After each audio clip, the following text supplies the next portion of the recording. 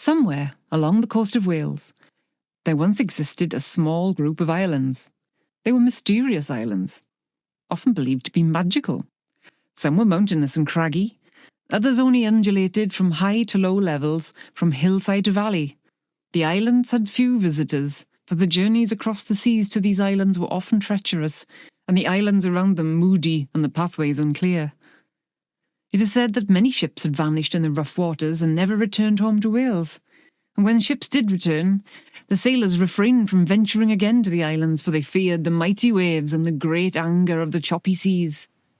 Ancient mariners often returned telling mystical and magical tales of having spied from a distance a curious clan of magical dwellers on the islands. But there was never any proof of such tales.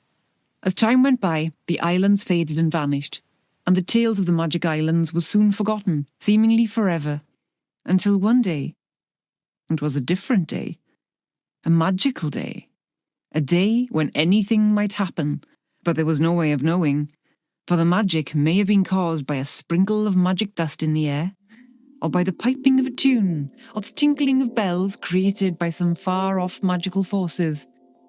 When I felt the magic happen, I held my breath, kept quite still and watched, as the breeze blew a sparkle of magical dust in my direction before it quickly passed. Chapter 1. The Purple Wizards Take a Mighty Fall. It was always going to be a magical day, when anything might happen. On this day, the universe had not moved easily, but it had moved.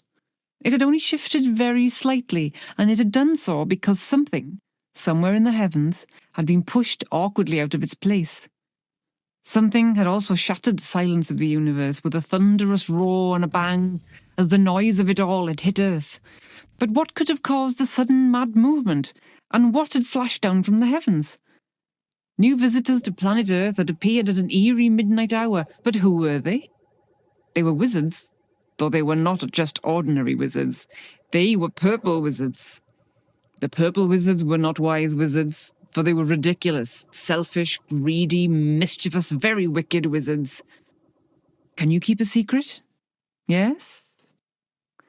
Good. Well, then I'll tell you a secret about the wizards. These really bad wizards had been evicted from their red vortex in the sky. I expect you are wondering why. Let me explain. The purple wizards were magical criminal wizards, and they were the worst wizards ever in the entire magical universe.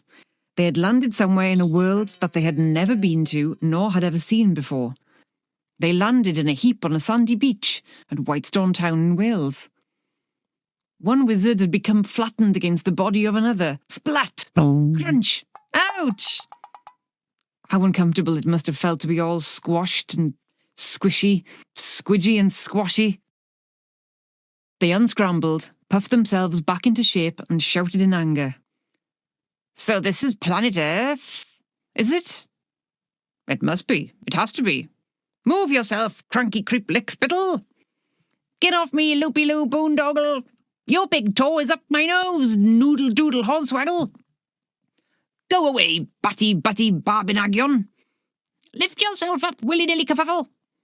Slide yourself down, grizzly grime squat pump. Get away from me, crimple pants cheesecake. Stop tugging at my beard. Isiodorus, boss. Oh dear, what a sudden hullabaloo of noise they made, as their harsh voices echoed across the land. Had anyone been listening, it would have sounded a strange din. Had there been someone watching, it might have seemed a funny sight.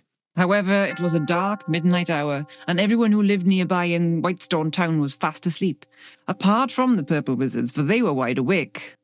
So, there was no one on the beach watching. No one was listening either. Today, the High Council members of Wizards and Wizardry, namely the Red Wizards, our enemies, have dropped us onto planet Earth without our broomsticks or magical powers, Isiodorus, their leader, reminded them all. He remembered how it had happened, when he and his band of purple wizards had been hurled down from the red vortex in the sky. Down, lower and lower they had fallen, and the High Council members of Wizards and Wizardry had eagerly watched the purple wizards falling, as they chatted amongst themselves. An end has come to the purple wizards' magical mischief, their thieving and wicked magical spells, the chief red wizard called out enthusiastically. It will be their last crime in our magical red vortex, Hermes, a very important red wizard, said. What was their crime? Asked Gondor, a rather dopey apprentice wizard. They were guilty of pushing many red wizards into a black hole in the upper heavens, Hermes continued. A black hole? But the black holes in the sky are far away from our magical red vortex.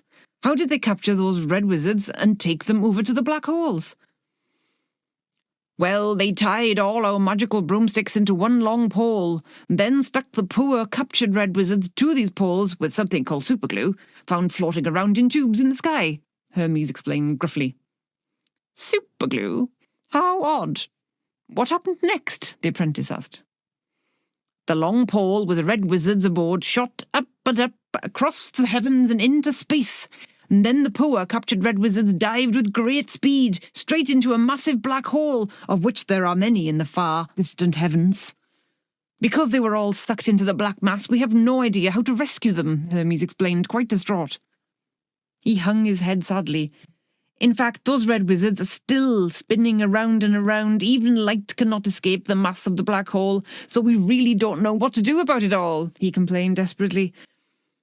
Ah, the red wizard sighed. What a terrible crime. That was a despicable magical crime, Gondor the apprentice wizard agreed. But it's not their only crime, said the chief red wizard. Oh no.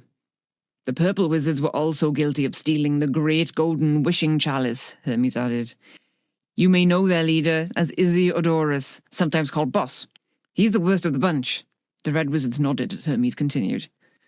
It has all been very worrying, and whomever shall meet them on planet Earth may be hurt by their wickedness. Consequently, we have taken away their magical wands, removed their broomsticks, and hopefully destroyed all their magical powers. As for us, the chief red wizard said, now that the purple wizards have gone, we may relax and breathe a long sigh of relief. The red wizards all sighed, a very long sigh. They breathed in relief as they watched the purple wizards fall towards Earth and vanished out of sight.